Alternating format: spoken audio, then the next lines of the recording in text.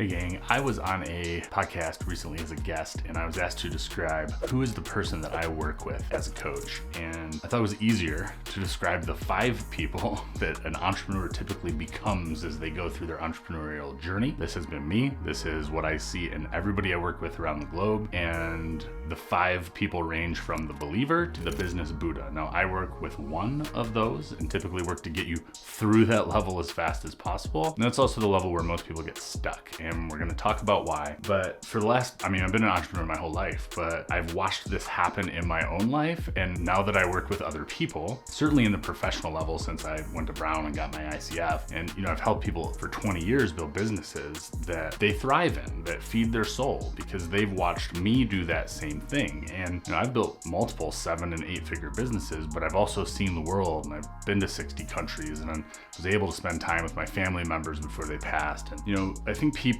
are surprised when I tell them that of the people that I coach professionally, 70-80%, they don't want to get any bigger. They're not interested in scaling. They're not interested in taking their business from 10 million to 100 million. They just want their time back. They're happy with how much they're earning. They're happy with enough. They just want to know, how do I maintain that level of business, maintain the service, maintain my impact on the world, but still live a life worth living. And we just aren't taught to think that way. That is a possible thing. And what we're really taught is grow, grow, grow, grow. Look at social media, look at, commercial influence for the last 50, 100 years. It's really about getting as big as possible, as fast as possible. And that's what we applaud as a society. But the vast majority of us, we just want enough. And we want to be able to do the things that we want to do. And there's a lot of different kinds of wealth, right? There's the obvious one, money, but there's time wealth. There's other things that when you get to the end of your life, I always talk about the Tolstoy quote, what if my whole life was wrong? And we don't want to end up there, but we also aren't given the tools to know how to not end up there. Certainly as entrepreneurs, where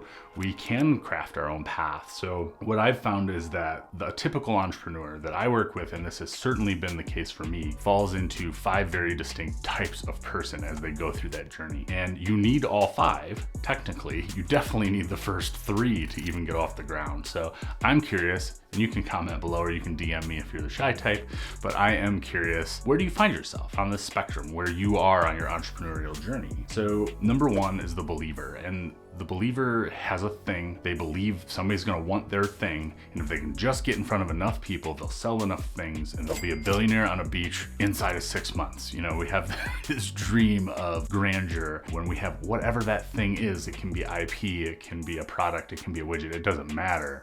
And you have to have that stage as an entrepreneur. People around you, and we talk about this a lot around here, where your friends and family are not the best place for advice. People will shoot you down. People want you to do as they want you to do good, but not better than them. So when you have an idea, certainly a good idea or something that's outside of the box, they're going to tell you why it's going to fail. So the believer is a really important stage where you have 100% conviction right here in my heart that this thing is going to work. And then you move to the showman. So once some people are starting to buy your thing, you start to get those signs of Western success, right? So you've got the SUV and you've got the house and you've got the toys, and people view you and your business and your thing as a success. And at that stage, typically it's about growth. You want to, if I just get bigger, I'll have more things, I'll have more success, I'll have more happiness, it'll be great. That's just not the way it goes. And depending on where you are on this scale, or if you've been there before, you know exactly what I'm talking about. And the showman typically then goes into the anxious philosopher.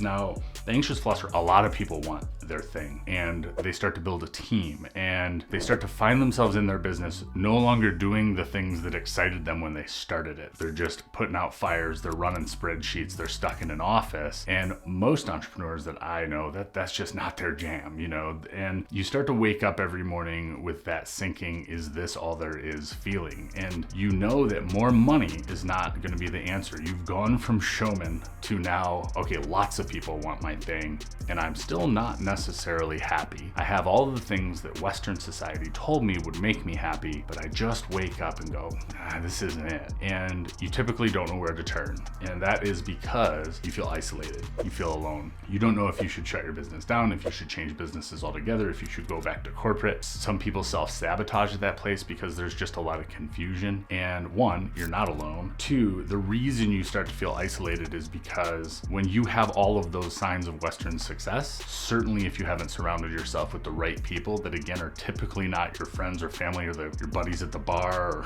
or your yoga class. If you haven't surrounded yourself with people who have been through these things before, you have no room to complain. You have very first world problems, especially considering what happens in our world on a daily basis. So for you to complain about your life when you, by all metrics, you appear successful and should be happy, well, shame on you. And so you start to feel very isolated and very alone, and that there's nobody really understands you, and you don't understand why you don't wake up excited and happy every day. And you can see there where somebody, they're gonna sell their business, or they're gonna start over, they're gonna chase the next shiny object and say, I'm gonna do it differently next time.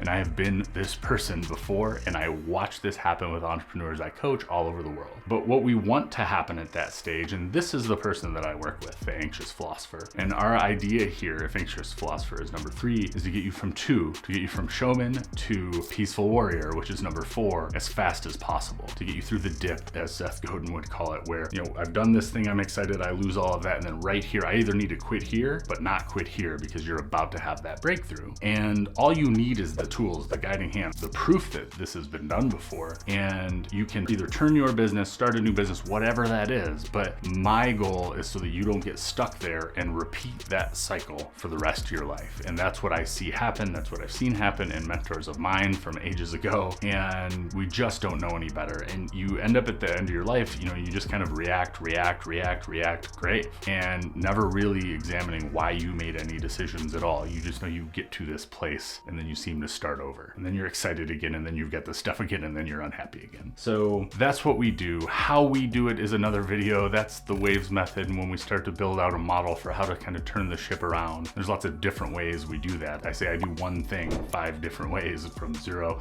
to wicked expensive. But that one thing is to get you through anxious philosopher as fast as possible. And that's the caveat. And you don't know if that's what you want unless you've taken that deep look at yourself. So as you move into peaceful warrior, you've done the inner work. You know exactly why you're running your business, and it's not for your friends, your family, your pastor, your parents. You're doing it for yourself, and you start to build a business that feeds you first. And once that's done and you recognize what that is, and you start to make the moves and the decisions that keep pushing you in that direction, we call it your OBT, your one big thing. You're constantly moving towards that. Now you have a business that you're excited for every day again. Your anxiety goes down. You have that same passion you had as the believer, but you're building something that not only fills your cup, but allows you to fill a lot of other cups. And you see people at those stages in our society, right? So it's getting you as fast as possible to that level. And then there's business Buddha, where all the decisions you make feel right and on purpose. And it takes a lot of inner work, not just a lot of business work. So those are the 5 types of entrepreneurs